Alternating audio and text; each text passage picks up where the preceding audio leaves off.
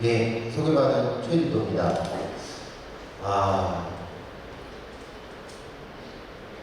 이 OTT라는 거를 제가 처음 접했던 기억이 납니다. 연구로 접했던 게 우리나라의 넷플릭스가 처음 상륙하고자 놓고 했던 통신사 중에 한 군데에서 프로젝트 의뢰를 받아가지고 한번 살펴봤었습니다. 근데 지금은 시기가 많이 지났고, 그 다음에 이제 앞에서 저희 사회자 안대천 교수님께서 말씀을 하셨지만, 이 OTT를 포함한 멀티 플랫폼 시대의 지상파 방송 광고 발전 방안이라는 것을 놓고 고민을 많이 했습니다.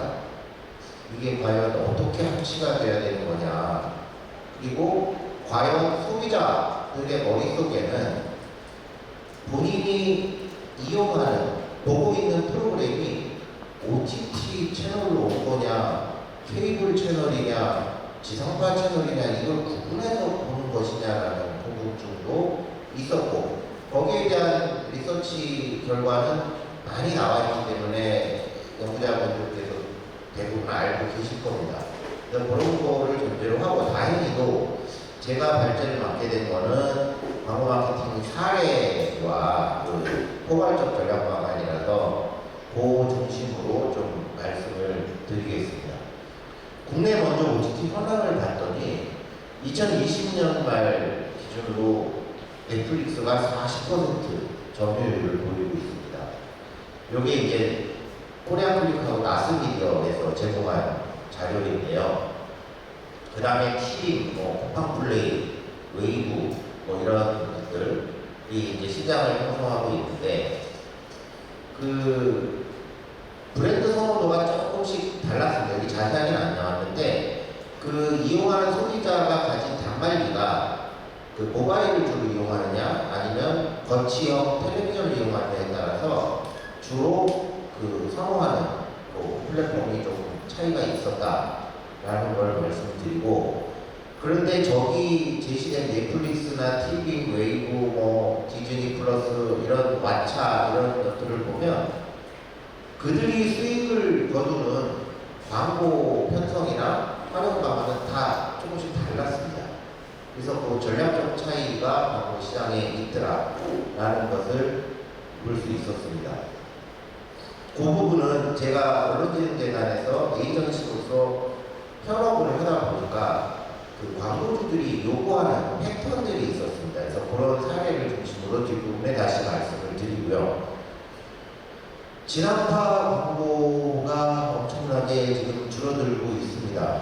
2023년에 조금 어렵다라는 시각에서 현업에서 말씀하시는 분들은 1조 원 좀 넘거나 이 정도밖에 지금 안 될 것 같다라는 말씀도 좀 나오시고, 그렇지 않다, 조금씩 회복되고 있다라는 말씀을 하십니다. 제가 이거 오기 전에 언론진흥재단에서 취급한 지금 상반기의 실적을 좀 봤습니다. 그랬더니 지상파 광고, 정부 광고 영역에서는 지상파 광고가 증가했습니다. 10% 이상 증가하는 사례가 나타났는데요. 그것 때문에 이제 저희도 광고 연구팀에서 분석을 한 것이, 정부 영역에서는 정권에서 이 윤석열 대통령이 지시하는 여러 가지 정책 사항들을 이제서 새로 바뀐 기관장들이나 이런 분들이 만들어서 광고하기 시작한 시점이다. 그래서 이제 방송 영역이 좀 증가한 것으로 판단된다라는 것 정도로 분석이 돼 있었습니다. 그래서 저거는 또 변수가 있어서 나중에 좀 봐야 되고, 지상파 TV 시장 위축 이유라는 것을 보면 소비자, 이 연구하신 분들 되게 많은데, 소비자 머릿속에 KBS, MBC, SBS라고 일컫는 지상파에 대한 절대적 존재감이 점차 소멸된 영향이 크다라는 이유도 말씀드릴 수가 있습니다. 그리고 글로벌화라는 쪽에서 국내 광고 시장이 위축된 경제적 요인이 크다. 제1기획에서 매년 발표하는 광고 연간의 국내 총 매체비 자료를 보면 그거는 항상 연구자들이 관심 있게 보는 부분인데 2010년도에 방송통신위원회에서 광고 시장을 GDP 대비 0.1% 이상으로 키우겠다라는 노력을 해서 표면적 성장을 이뤄놨습니다. 그런데 지금은 그 시절보다 몇 조 원이 더 늘어난 금액이 총 매체비로 집계가 되는데 절반 이상이 모바일 인터넷 기반의 모바일 쪽으로 집계가 됩니다. 그런데 아시다시피 모바일의 상당 영역은 플랫폼의 주인이 외국계입니다. 즉 국내에서 순환돼서 왔던 광고 매체비가 절반 이상 가까이가 외국계로 다 빠져나가고 있잖아요. 그러면 파이가 사실상 2010년 이후 전부 줄어들었다는 걸 의미를 합니다. 그거에 대비해서 OTT 대응이라 해서 국내 OTT 산업 등을 일으켜야 된다. 그거의 핵심은 광고 매체비라는 조건이 국내에서 선순환이 돼야 광고 시장이든 미디어 시장이 살아날 수 있다는 점입니다. 만일에 넷플릭스를 비롯해서 여러 가지 지금은 이제 유튜브라든지 이런 쪽으로 다 빠져나가기 시작하면 국내에서 순환되는 광고 매체비는 점점 줄어들 수밖에 없는 시장입니다. 그래서 그런 상황이다라고 보시면 되겠고요. 그 다음에 콘텐츠 양식인데 아까 제가 서두에 말씀드렸다시피 이제 지상파 TV 중심의 시장이 다양화됐다는 거죠. 그래서 이 세미나 주제처럼 멀티 플랫폼 시대가 되는 순간에 소비자들이 사용하는 콘텐츠가 어디서 제작돼서 어디서 방영된 것이 중요하냐 아니면 콘텐츠 내용과 가치가 중요하냐라는 절대가치 문제로 전환이 됐다는 겁니다. 그래서 만일에 정말 재미있는 드라마가 있는데 이 드라마가 케이블 TV로 나온 것이냐 종합편성 채널에서 한 것이냐 아니면 OTT 사업자가 만든 것이냐가 소비자에게 크게 중요한 변인으로 작용할까? 저는 아니라고 봅니다. 그리고 그것이 아니라는 연구는 이미 많이 나와 있습니다. 그러면 뒷부분에 이제 사례로 말씀을 드리겠지만 콘텐츠 다양성을 OTT가 확보해가지고 들어왔을 때는 사실은 우리나라 규제를 또 심하게 받고 있는 지상파 방송이 한쪽 날개가 묶인 채로 경쟁하기는 굉장히 힘들다라는 부분입니다. 그래서 우리가 이 정책을 연구하시는 분들 연구를 보면 수평적 규제 체제를 가야 된다라는 얘기도 있고 비대칭 규제 폐지해야 된다 이런 얘기를 많이들 그동안 해왔습니다. 그런데 그때마다 지상파 방송 또는 공영방송의 공적 책무 이런 거 때문에 또 방송이 한정자원에 대한 인허가로 되어 있기 때문에 그거에 맞춰서 규제가 풀린 적이 없습니다. 사실상 광고 시간이나 시급에 대한 영역만 조금 조정된 것 외에는 규제가 개선된 적이 없다라는 그것이 사실이기 때문에 저런 OTT 채널과 경쟁하기 쉽지 않습니다. 그리고 또 하나 OTT 관계자들하고 저희가 거래를 하면서 얘기 들어보면 오징어 게임 같은 게 히트했다 아니면 GP 이런 것들이 히트를 했다고 해도 과연 소비자가 보는 소비자 눈에 보이는 그 히트작만큼의 떼돈을 지금 벌고 있느냐 그거는 절대로 아니라고 얘기를 합니다. 그리고 OTT 넷플릭스 특히 아직도 매출, 수입 이런 거에 대한 신비주의적 지금 방침을 유지하고 있기 때문에 실제로 얼마가 오갔는지 모르지만 지금 나스미디어의 판권을 다 넘겨서 나스미디어에서 그 광고 판매 가격이나 시간대를 전략을 짜라라고 하는 것을 엿보다 보면 그렇게 큰 돈을 벌고 있는 상황은 아닙니다. 그래서 왜 그러냐 했더니 투자 비용이 너무 많이 든다는 겁니다. 우리가 세븐럽 카지노 이런 데 가서 보면 돈을 많이 수여해서 경우에서 베팅을 많이 하면 본전은 차립니다. 어디 하나 걸릴 테니까. 그러니까 쉽게 말하면 그 사람들은 그렇게 얘기를 합니다. 지상파가 10개 제작해서 한국의 히트를 기대하는 거라면 우리는 100개를 제작해서 한국의 히트를 기대한다.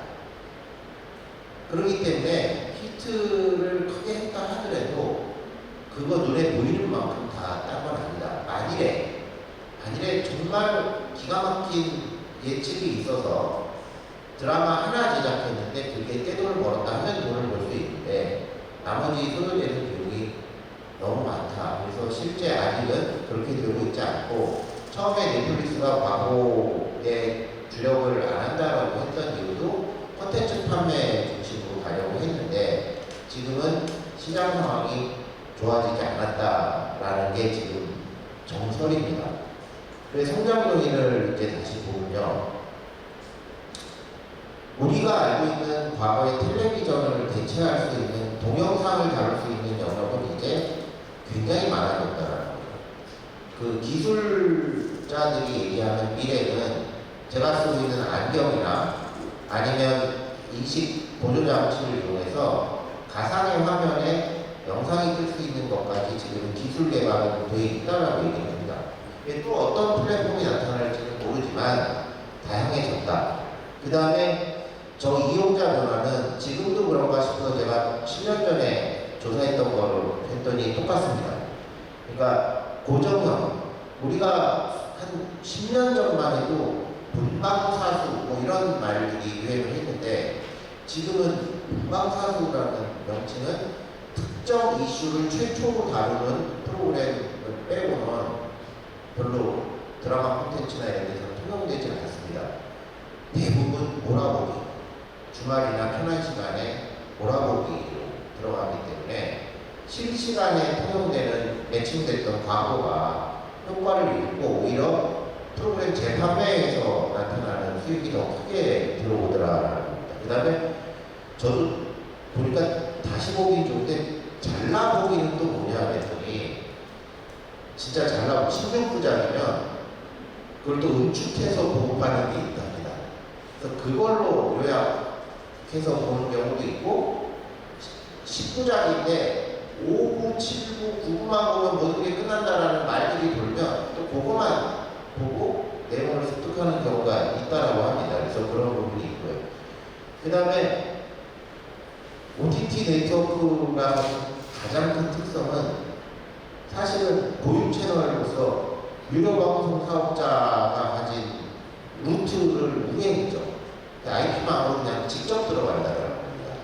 그래서 오버 더 톱이라는 게 이제 그 중간에서 걸러주는 기기를 피해서 어떤 기기든 피해서 돌아가 직접 꽂히는 거기 때문에 사실은 경우는 우리는 OTT라고 부르지만 인터넷 통신이라고 봐도 무방한 지금 구조를 가지고 있습니다. 셋톱박스 없이도 된다라는 거는 셋톱박스를 중심으로 한 네트워크망 사업자들이 이익을 볼 수 있는 기회는 줄어든다라는 얘기가 되기 때문에 통신망 사업자만 얘기가 잘 되면 소비자에게 바로 직선. 그러니까 쉽게 말하면 중간 거래상 없이 직거래가 가능한 지금 구조가 되어 있습니다. 그러면 원가라든지 이런 수익률에서 그 유리한 면을 찾을 수 있다. 그리고 고유 채널이기 때문에 탐색 용이한 디지털 기술이 갖고 있는 영역을 최대한 살렸다. 근데 물론 저렇게 선택되는 영역에서 사라지는 제작 프로그램들은 또 무지하게 증가하고 있다라는 겁니다. 우리가 알고 있는 히트 또는 기억될 만한 드라마나 콘텐츠들은 빙산의 일각이라는 거예요. OTT에서 노출하는 프로그램 중에. 그 대신에 영화, 처음에 상륙했다시피 이제 영화를 볼 수 있다는 것은 굉장히 중요한 부분입니다. 물론 영화 공급업자하고의 계약에 따라 수익률은 달라지지만 영화라는 별도 장르를 인기 장르를 그 안에 갖고 들어왔다는 것은 드라마하고는 좀 다른 부분입니다. 그리고 영화를 갖고 오는 거는 어느 정도 예측기의 효과를 갖고 올 수 있다는 거거든요. 영화 자체에 대한 1차 판단이 어느 정도 된 상태의 상품을 가져오기 때문에 그런 면에서 마케팅에 유리한 부분이 있습니다. 그래서 환경 분석을 이렇게 봤는데 이게 이제 모바일에서 보면 이제 코드 제로 트렌드가 충분히 만족시켜주고 있다라는 거죠. 그래서 저도 나이가 이제 어느덧 먹어서 제 기준으로 보기는 어려워서 저희 재단의 젊은 친구들한테 물어봤더니 이 친구들은 기준점이 좀 다르더라고요.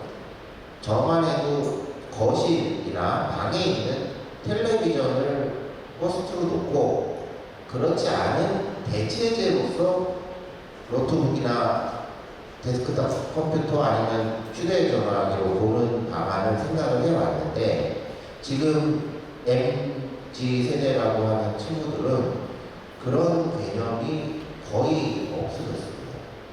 그래서 어떻게 보면 처음 접하는 동영상 매체를 접하는 곳이 휴대전화나 본인이 쓰는 컴퓨터, 노트북, 컴퓨터의 경우가 훨씬 많습니다.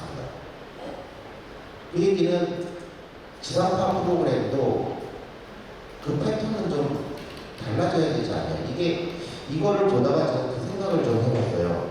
신문, 제가 언론진흥재단에 있다 보니까 제가 잘 모르는 분야지만 신문에 대한 생각도 많이 하게 되는데 우리 머릿속에 신문 하시는 분들도 종이로 국한이 다 되어 있습니다.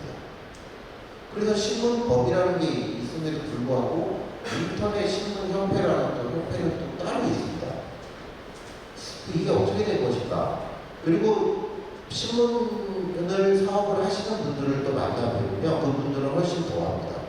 그분들은 제가 그 얘기를 드렸어요. 신문이라는 거는 뉴스 정보를 생산하고 확산하는 기능을 하는 것이 아닙니까? 그러면 그 뉴스를 왜 꼭 종이에 찍어야 됩니까? 꼭 종이여야 합니까? 그랬더니 그렇대요. 종이가 아니어서 신문이 아니다. 신문 사업자들은 그 개념이 굉장히 확실합니다. 근데 그거에 비해서는 지상파 방송은 훨씬 연동성이 있는데 그럼에도 불구하고 한계가 제도적이나 기술적으로 있더라는 겁니다. 그래서 또 하나 이제 위크니스 부분을 보면 이게 이제 많은 사람들이 관여만 했던 건데 OTT 서비스를 우리가 알던 유료 영화 채널 뭐 이런 거의 유료 방송 서비스의 보완제로 생각해 왔던 거를 깨야 된다는 거예요. 그러니까 우리가 고정적으로 생각해 왔던 거를 갖고 있으면 연동형 플랫폼은 만들 수가 없다는 거죠. 근데 이제 위험률 OTT에도 이제 부족한 부분이 국내에서 통신 융합 서비스 관련된 제도적으로 풀어야 될 문제도 있고요. 그 다음에 지금 디즈니도 그렇고 넷플릭스도 그렇고 그 아이디 공유 문제에 대한 아직 뚜렷한 답을 못 내고요. 그 다음에 망 조건에 따라서 트래픽이 걸리게 되면 그 문제도 아직 남아 있습니다. 그리고 공통적으로 남아있는 것은 각 지역의 국가별 망 사업자와의 문제. 우리나라에도 지금 넷플릭스 관련, 그러니까 OTT 관련된 법으로 지금 나와 있는 게 없습니다. 그래서 뭐 전기정보통신 사업자 관련 법 이런 거를 쪼개고 해서 적용을 하고 있어서 그 규제가 어떻게 되냐에 따라도 달라질 것이고 그래서 그 내용이 이제 이런 부분들입니다. 광고를 보면 OTT 콘텐츠만으로는 이제 시스템 운영에 한계가 왔다. 이건 넷플릭스 쪽의 그 주장입니다. 그러니까 국내 시장에 중국 같은 시장이 아니기 때문에 국내 시장에서는 콘텐츠 판매만으로는 이제 한계가 됐다라는 거고 그래서 이제 다각적 플랫폼을 유지하고 광고 수입이나 부가 사업을 하지 않으면 벌써 넷플릭스도 생존하기 쉽지 않은 상황이 됐다라는 겁니다. 그리고 그런 콘텐츠, 온라인 기반 콘텐츠 사업자 수익 구조는 콘텐츠 관련된 거는 유선방송 또는 뭐 기타 미디어와 연계한 프로그램 프로바이더로서의 이제 수익을 가지고 있는데 부가 사업도 꽤 된답니다. 그 캐릭터라든지 테마 플레이스 이런 거, 그 다음에 재판매가, 그 다음에 제일 큰 게 OTT 드라마는 지상파처럼 규제를 받지 않기 때문에 협찬, PPL 수익이 굉장히 크답니다. 그래서 그걸 물어봤어요. 얼마나 되나요? 절대로 알려줄 수 없는 수익 영역이다 라는 대답만 들었습니다. 이제 저희가 이제 이 뒷부분에 저희 쪽으로 계속 거래를 하시는 이 관련 업체들의 이제 조건이 나와서 다시 말씀드릴 텐데, 그 부분이 사실 메인 수익이고 콘텐츠 가입자 수익은 그렇게 상대적으로 볼 때 크지 않다라는 이야기를 들었습니다. 아, 그리고 이 밑에 이제 마케팅 관련된 부분이 있는데요. 빅데이터, 우리가 얘기하는 빅데이터 관련 정보가 굉장히 많답니다. 몇 년 전에 정보통신보호법, 개인정보통신법이 개정이 돼서 누군지 식별을 하는 기호만 없으면 이 가입자가 연령이 어떻게 되는지, 나이가 몇 살인지, 성별이 뭔지 이런 정도까지는 다 보고할 수 있게끔 풀렸습니다. 그 바람에 이들이 갖고 있는 기호, 뭐 여러 가지 이런 성향 이런 것과 연계해 지을 수 있는 로데이터가 굉장히 많아졌습니다. 그래서 이 데이터에 대한 그 2차 데이터 판매 수익도 굉장히 많이 창출되고 있다라고 확인을 했습니다. 넷플릭스 같은 경우 지금 광고를 팔고 있는 조건이 어떠냐면, 이게 그때 다르긴 하지만 여기 나스미디에서 제공한 겁니다. 이게 현재 광고주들, 그 다음에 광고 회사한테 지시하고 있는 내용입니다. 그러니까 탑10 같은 경우는 그러니까 중복 적용 없이 지상파 TV 광고 판매되듯이 적용을 하고 있고요. 그 다음에 이제 또 뭐 묶음 판매, 뭐 이런 식의 개념입니다. 그 다음에 이제 8.9점 보너스율인데 기본 CPM에 처음에는 200%, 나머지는 40%, 15% 이게 차등해서 보너스율을 적용합니다. 물론 거래를 해보신 분들은 다 아시겠지만 저게 저 비율대로 100% 정확하게 적용되지는 않습니다. 그 광고주가 구매하는 액수와 구매 조건에 따라서 조금씩 달라지긴 합니다. 그리고 영화 예고편 같은 경우도 여기서 이제 광고가 들어가는데, 우리나라 지금 영화 시장은 지금 한두 개 히트작이 나오고 있다고 하는데 코로나 파동 이후에 아직 회복이 안 되어 있습니다.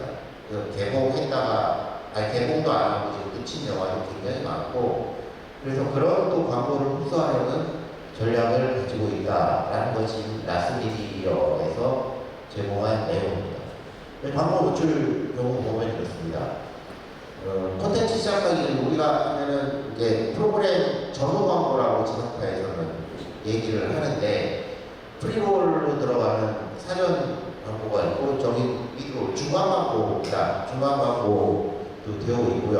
이 노출 형태를 가만히 보니까 우리가 지금 방송통신위원회의 허가를 받아서 하는 지상파 광고랑 그렇게 내용이 크게 다르지 않습니다. 다만 콘텐츠 영역별로 그 표현이나 이런 규제 이런 거는 상대적으로 자유롭기 때문에 시장 영역은 좀 좋은 상황이다라고 볼 수 있습니다. 다만 이제 넷플릭스에서는 영화에는 중간 광고를 안 넣는 방식으로 지금 가고 있고요. 온전하게 프로그램을 그대로 다 소화하고 시리즈에는 들어갑니다. 그 다음에 제휴 콘텐츠가 있는데, 저거는 넷플릭스 오리지널이 아닌 곳과 제휴 협력으로 들어온 것들이 있습니다. 그런 거에는 아무래도 그 비용 분담을 위해서 전부 프리롤이나 미드롤을 배치를 하고 있습니다. 또 노출 시간은 1시간 기준으로 볼 때 4분. 1시간 기준에 4분. 이것도 뭐 그렇게 크게 차이는 없습니다. 근데 이제 빈도 같은 경우는 시간당 1회, 그 다음에 하루에 3회, 그리고 그것도 브랜드마다 조금씩 차등을 준다라는 거고요. 이 가격 조건을 보면은 넷플릭스 오리지널은 좀 특별 대우를 하고 있습니다. 넷플릭스 자체에서 판매하거나 이럴 때. 그래서 완전히 고유의 넷플릭스가 처음에 서비스 시작했을 때에 광고 없이 프로그램을 틀어주네? 라는 이미지를 가져가기 위해서 그것을 놔두고 나머지에서는 그 광고를 붙이고 있는데 CPM을 보니까 CPM이 15초에 62,720원 하한 저렇게까지 운영을 해준다는 겁니다. 그래서 본편을 보면은 이거는 일반 인터넷 광고 CPM보다는 많이 비싸고 유튜브보다도 많이 비싼데 지상파 광고보다는 많이 삽니다. 조건이 그 CPM 기준으로만 보면. 그런데 이제 아무래도 시청률이나 지명도 이런 데서 좀 떨어지는 상황이 있고, 그 다음에 규제 얘네 내부에서 신경 쓰는 거는 또 화질입니다. 그러니까 광고 저 제작 한번 넣어봤더니 까다롭더라고요. 그러니까 우리가 보통 표준으로 작업하는 그거보다 아닌 경우를 요구할 때도 있고, 그 다음에 광고가 가서 지정된 채널에 어디 가서 듣는데 그 영화 본 프로그램의 화질이 이거니까 광고 니네 뒤에 붙이는 광고의 화질도 이걸 맞춰와. 안 그러면 이 여러 가지에서 소비자들이 볼 때 격의 차이를 느낄 수 있기 때문에 그런 부분까지 제기하기 때문에 좀 한계가 있다. 대신에 스킵이 안 됩니다. 스킵이 안 되니까 넷플릭스에 태워진 광고는 그냥 그걸 봐야 되는 상황이죠. 강제성은 부여가 되어 있습니다. 그리고 이제 티빙인데 도달 극대화 패키지라는 것을 얘네들이 많이 강조를 하고 있습니다. 배너는 사실 의미가 없고요. 그 다음에 범퍼 6초 이하의 그 쇼폰 광고를 이용해서 판매를 또 하고 있습니다. 그 다음에 TV 모바일 매칭인데 이거는 이제 방법을 좀 달리했어요. 얘네들은 완전히 소형 중심으로 가가지고 그 큐레이팅 기능을 좀 넣는 게 특색이 있습니다. 그리고 이거는 사실은 저는 TV 같은 경우는 OTT라고 하지만 자체 제작을 해서 하는 플랫폼이라기보다는 현존하는 것과 협정을 맺어서 그거를 전체적으로 보여주는 기능의 플랫폼입니다. 그래서 이게 넷플릭스랑 이건 또 다른 영역인데 이것도 어쨌든 직통으로 들어온다는 기술적 요인으로 인해서 OTT라고 분류가 되는구나 라는 생각이 들었습니다. 물론 광고주는 이런 다양성 때문에 이게 CJENM에서 판매 실제 하고 있는 건데요. 이거에 대한 관심이 꽤 됩니다. 그래서 여기 보면 CPM이 22,000원. 그러니까 물론 부자당 1,000만 원을 했을 때 CPM 22,000원 달성해서 확산을 시켜주겠다라는 그 조건입니다. 또 TV 광고 특성은 이제 정주행 채널이라고 그 다음에 라이브 대체인데 유료 가입자를 조건으로 하는 경우도 있고 무료 가입자를 조건으로 하는 경우도 있습니다. 그래서 이게 굉장히 다양합니다.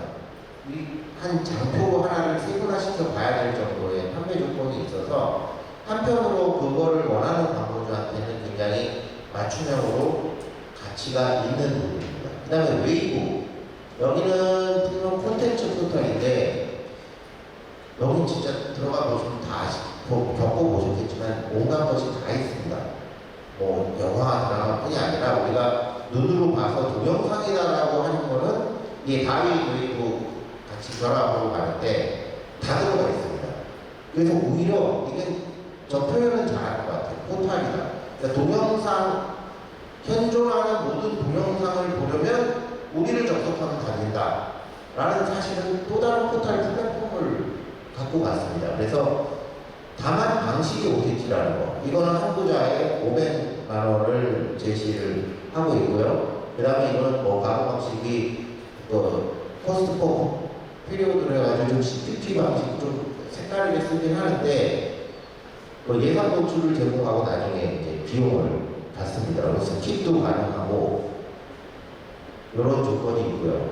그래서 또 자기 이용자가 비용이나 무료 가입자도 라이브 영상을 로딩해가지고 광고화할 수 있는 여러 가지 플랫폼을 갖고 있습니다. 그래서 광고주들이 현재 관심을 갖고 있고, 그 다음에 왓챠. 이 왓챠는 비슷합니다. 앞에 내용하고 비슷해서. 근데 이게 지금 이용자가 어떻게, 그러니까 유저 제작, 유저 크리에이트, 어떻게 보면은 유튜브의 영역을 또 기술을 빼다가 여기다가 이제 왓챠라고 하는데, 지금 플랫폼 없이, 셋톱박스 없이 들어온다는 조건 때문에 이것도 유튜브로 분류가 됐다라고 판단이 됩니다. 결론을 보면요, OTT와 멀티 플랫폼 연결은 OTT도 결국 콘텐츠 싸움입니다. 지상파도 마찬가지입니다. 그러니까 지상파, 우리 개념에는 아직도 지상파냐, 케이블이냐, 위성이냐 이런 부분이 있지만 소비자 마음속에는 뭐가 재밌느냐가 우선입니다. 그래서 킬러 콘텐츠라고 할 수 있는 콘텐츠만 한 방이 터지면 그 채널은 삽니다. 그거는 OTT 방식이든 아니면 유선 방식이든 구분이 없습니다.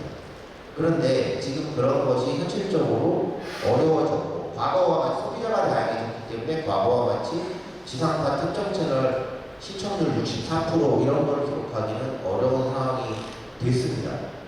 그래서 그걸 분할 방식을 하든 해서 어쨌든 OTT 방식이든 다른 방식이든 간에 콘텐츠 중요성을 갖고 가는 방법밖에는 지금 없다라는 겁니다. 왜냐하면 우리가 OTT라고 표현하는 방식 이후에 불과 몇 년 안 돼서 또 다른 방식이라는 게 나타날 것이라는 것을 기술 결정론자가 아니어도 짐작을 다 하고 있습니다. 그래서 그때는 또 뭐라고 얘기할 것이냐. 그럼 변하지 않는 것은 프로그램 품질입니다. 쇼 프로그램이 됐든 드라마가 됐든 영화가 됐든 그것이 있어야 변화하는 플랫폼이든 기술 요인에 구애받지 않고 성장, 발전할 수 있는 방법이라고 생각을 합니다. 그래서 그 부분을 여기 마지막에 제안을 드렸습니다. 고맙습니다.